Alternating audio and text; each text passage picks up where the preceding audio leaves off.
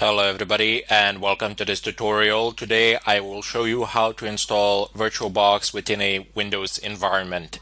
So previously I've showed you how to do it in a Linux environment, and it is a bit more complex there because you do need to add repositories and then pull the packet from the repositories. You can also pull it from the website, but that's not recommended. However, in Windows, the process is fairly straightforward. It's fairly simple. You just go ahead, open up your favorite browser. Mine is Firefox, and go ahead and type in VirtualBox. Press enter and go ahead and open up their website. Takes a bit to load. Don't know what the problem is. Perhaps my internet connection is slow. Never mind. Just click on Downloads and choose VirtualBox 4322 for Windows hosts. So just go ahead and click on it.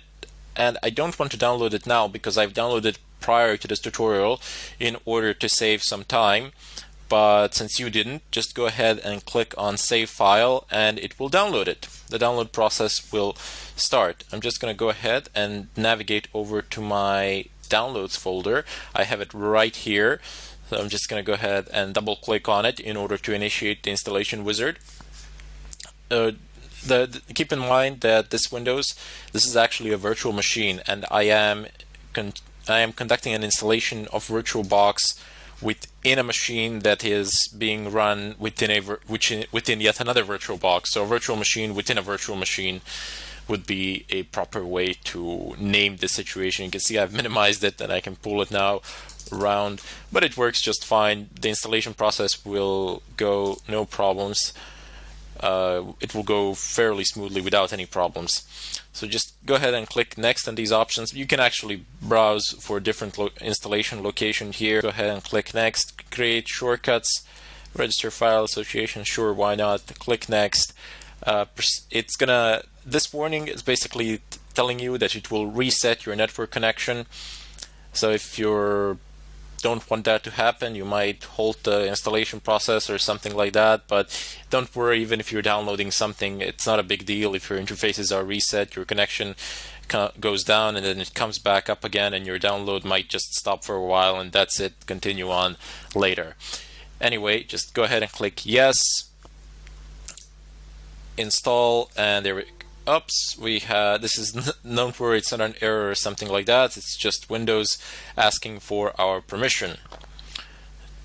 Anyway, the installation process has started here, no problems. And as I was talking about it previously, this is a virtual machine within a virtual machine.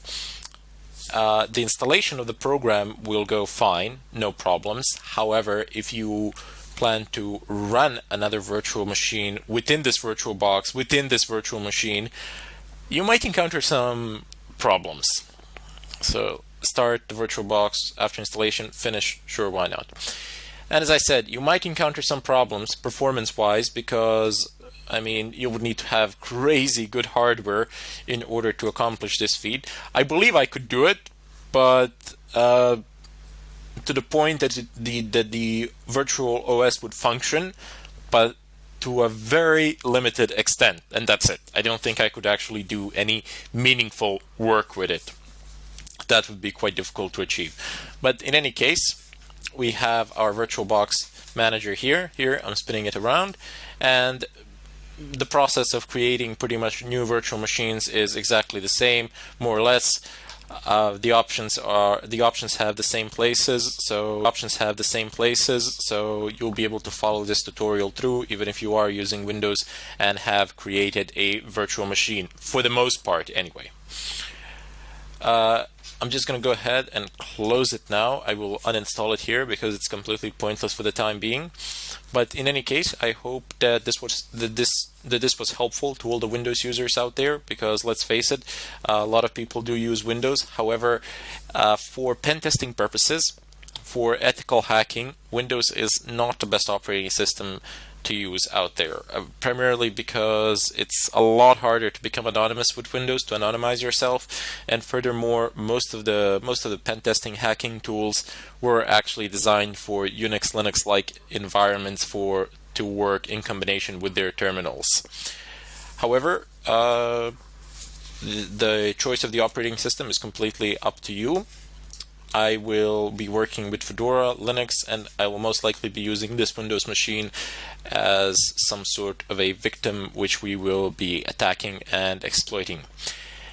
Anyway, I bid you all farewell, and I hope to see you in the next tutorial.